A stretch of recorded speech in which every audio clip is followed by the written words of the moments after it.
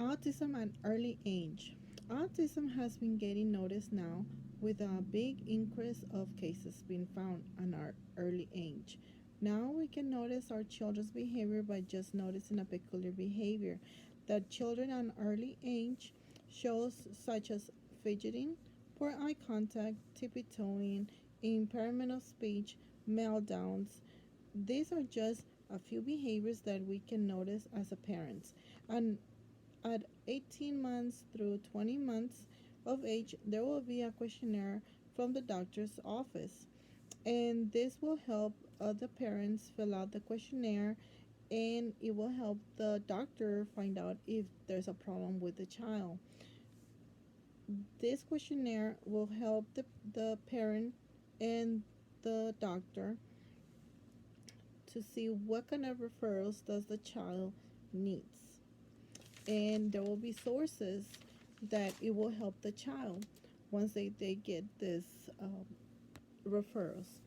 Once the child is getting these sources, there will be further testing. The psychiatrist will check deeply on the behavior, speech, body language, and their social skills in playtime. Children with autism show different behavior from a child who doesn't have the spectrum. Children with autism have issues such as their articulation on speech, and most of the time they will get help from the speech therapist and from school at early age. They can get help from the state, depending on what state. Here is called ECI.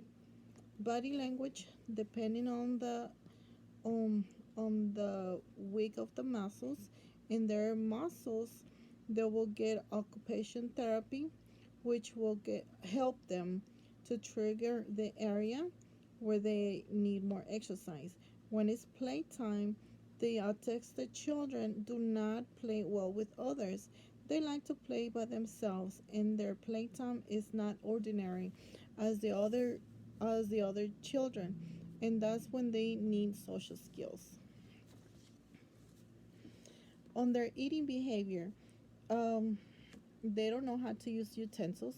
Most of the time, they will use their fingers to feed themselves, and sometimes they will need help to drink from a cup. Sometimes they will be using a sippy cup for a while. Sometimes they use it all the way till 6 years old or 7 years old.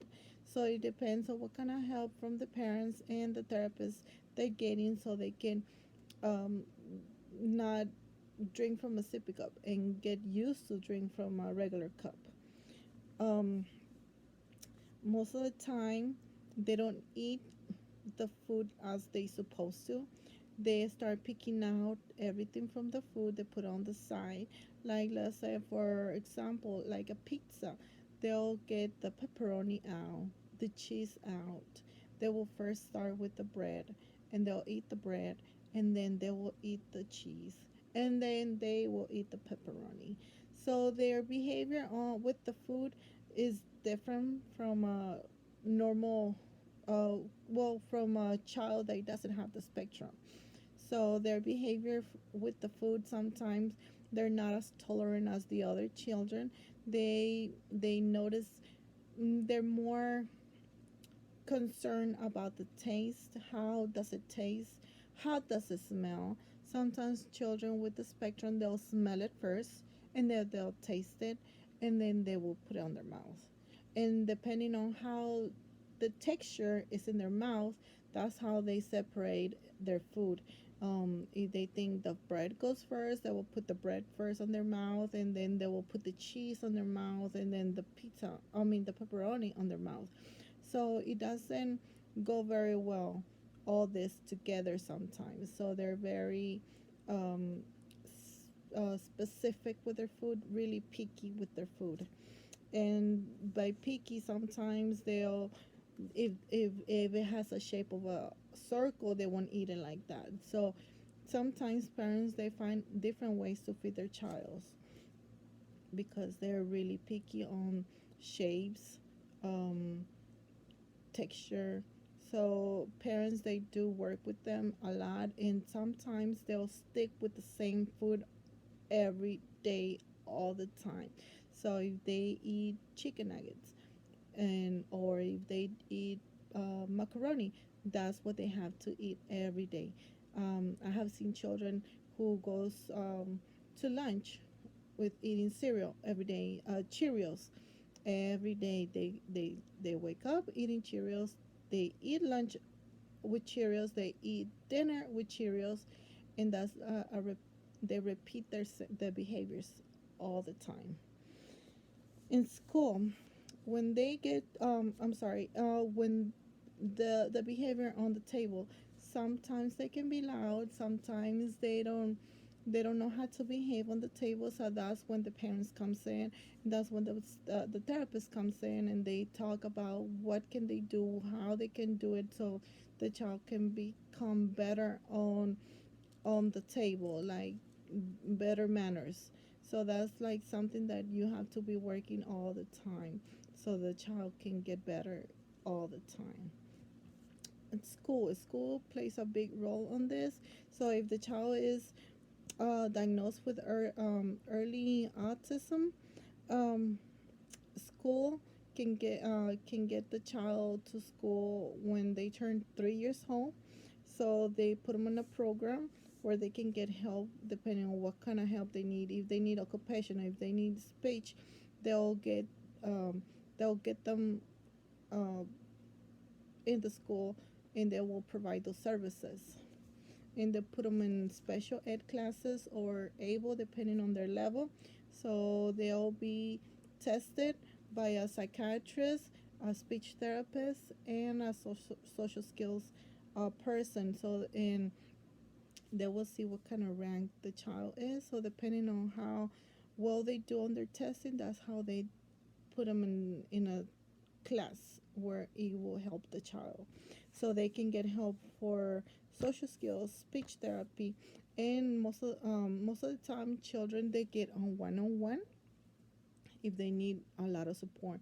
If not, it will be a group support, and sometimes it will be 2 to 5 children on the table, but that there will be a one-on-one. So that can help the child work on their on the expressions, on their social skills, and on academically. So that's very good for them to start school at early age. Con- um, what I would like for parents to do is to be the voice of their children. So sometimes we get mistaken a child with autism to a brat child, and most of the time we confuse um, temper tantrums with meltdowns. So children, they're really uh, misjudged by other people, and if you as a parent see any of these uh, type of behaviors, you can talk to your pediatrician and get the right help, and sooner the better. And we're the voice of the children. So if we help them as a parent, they can become better as a teenager, an adult, and we can help them um, bloom and be as normal as possible we can. Children, I have seen children from not talking to talking and being part of the class and share their ideas, and that says a lot from his teachers and his parents. So we're the voice of the child, and as parents we need to build their self-esteem. They don't have it, and we need to build it so they can do better and better and better. If we don't push our children with autism and we just treat them as just a child with autism, they need to be treated as normal as possible so they can be out there and their self-esteem can push them further. So that's what an early autism at early age is. Thank you.